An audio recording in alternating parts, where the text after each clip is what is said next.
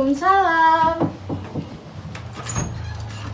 Sudah masuk, Mbak. Iya. Ayo silakan duduk, Mbak. Selamat siang, Mbak. Selamat siang, Bu. Ini dengan Mbak siapa nih? Aku Irin. Oh, Mbak Iri. Iya. Oke, sebelumnya saya perkenalan diri dulu ya. Saya Rizky Artikalisa Putri. Di sini selaku konselor Mbak akan membantu Mbak pada hari ini. Oke, baik, Bu. Oke, Mbak Iri ini dari mana nih rumahnya? Aku dari Sukarame. Oh, Sukarame. Dari Sukarame ke sini ada kendala nggak di perjalanan? Oh, tadi ya macet, Bu. Oke. Kesibukannya kira-kira ini apa, Mbak Irin? Aku kuliah sih, Bu. Berkuliah. Iya. Di mana tuh berkuliahnya? Kuliah di UIN. Oh, Win. Semester berapa? Baru semester 4. Oh, semester 4. Oke. Mbak Irin datang ke sini mendapat informasi di mana kalau misalkan di sini menyediakan layanan konseling? Aku dapat informasi dari sosmed, Bu. Sosmed. Iya, benar. Mbak Irin sebelumnya sudah pernah melakukan sesi konseling belum? Belum, kebetulan baru pertama kali ini. Baru pertama kali ya? Iya. Baik, karena Mbak Irin belum pernah melakukan sesi konseling, maka saya akan jelaskan sedikit prosesnya nih. Jadi kita akan melakukan sesi konseling berdurasi 45 menit. Baik. Kemudian Irin bisa menceritakan dengan leluasa tanpa paksaan, dan juga sekiranya ada hal privasi itu nggak apa-apa banget, disimpan aja, saya tidak akan memaksakannya. Dan Mbak juga nggak boleh, jangan takut jika informasinya itu akan tersebar kemana-mana, karena kami akan menjaga semua privasi dari klien kami. Terlepas dari apapun itu bantuan yang telah kami berikan, Mbak Irin harus, jika ingin menyelesaikan masalahnya, itu harus dari hati Mbak Irin sendiri untuk ingin menyelesaikan permasalahan ini. Baik, Bu.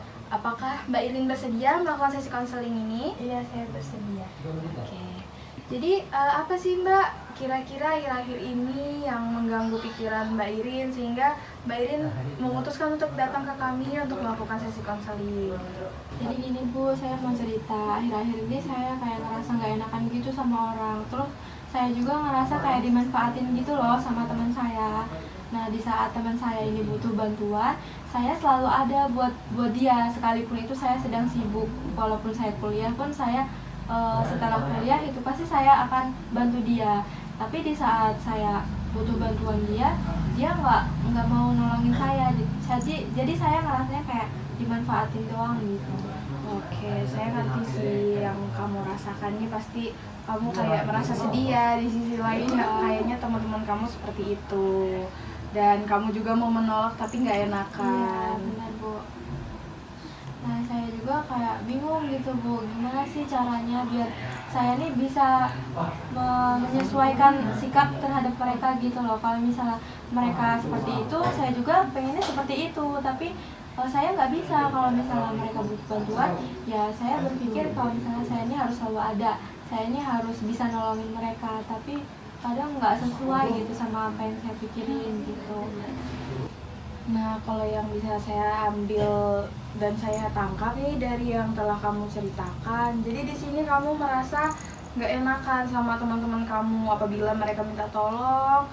Posisinya juga kamu sedang sibuk, kamu sulit untuk menolak. Sedangkan di posisi lain kadang kamu ingin minta bantuan mereka, tapi mereka juga kadang nggak bisa gitu. Dan di sini kamu kalau misalkan menolak teman-teman kamu merasa bersalah gitu Iya, ya. benar, Bu. Oke.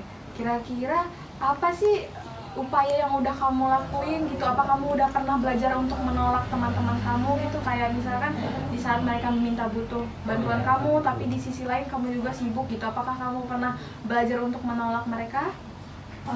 Mungkin saya pernah ya, Bu, sesekali menolak ajakan mereka untuk minta tolong.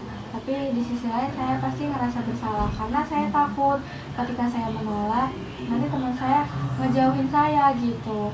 Tapi saya ada loh, Bu, keinginan untuk menolak gitu. Saya ini berusaha supaya ketika nanti saya sedang sibuk tapi mereka minta tolong, saya akan menolaknya gitu. Saya ada keinginan seperti itu.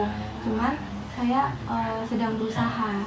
Iya. Wah, itu udah keputusan yang sangat baik dengan kamu tetap menjaga batasan-batasan supaya orang lain nggak semena-mena terhadap diri kamu. Jika kamu juga nggak bersedia untuk membantunya, tidak ada salahnya. Kamu nggak perlu untuk merasa bersalah atau apa, karena ya kita kan manusia, jadi semuanya punya kapasitasnya masing-masing. Harapannya kamu bisa lebih menyayangi diri kamu lagi, Mbak. Jadi kayak misalkan kamu harus berani menolak jika kamu tidak bisa, dan jangan takut untuk gak memiliki teman, karena teman yang baik itu pasti akan selalu mendukung dan selalu berjuang sama-sama, bukan saling memanfaatkan. Baik, terima kasih ya Bu atas sarannya, atas saran dan motivasinya. Mungkin saya akan lebih mencoba untuk berani menolak gitu. Iya, jadi yang telah kita bahas tadi nih tentang permasalahan Mbak Irin, persoalan tidak enakan terhadap teman-temannya. Saya harap Mbak Irin bisa lebih berani lagi dan lebih sayang lagi. Dan saya juga berterima kasih karena Mbak Irin sudah bersedia hadir di sesi konseling ini dan sudah rela untuk menceritakan dengan sepenuh hati, tanpa paksaan dan juga tanpa ditutup-tutupi, menceritakan permasalahannya. Dengan begini kan permasalahannya bisa kita cari titik temunya. Iya Bu, saya juga berterima kasih sama Ibu karena udah setelah melakukan sesi konseling ini perasaan saya sudah jauh lebih baik lagi. Oke, Mbak Irin, apakah ada yang masih ingin dipertanyakan? Cukup. Baik, jika tidak ada lagi yang ingin dipertanyakan, maka akan kita cukupkan seperti kesepakatan kita di awal, yaitu kita telah melakukan sesi konseling pada hari ini. Apabila Mbak Irin ingin melanjutkan atau ada permasalahan yang ingin Mbak Irin ceritakan atau bagi kepada saya, maka akan kita atur lagi jadwal di pertemuan selanjutnya. Oke, terima kasih Mbak Irin, semangat terus ya. Terima kasih juga ya Bu. Oke, semangat terus.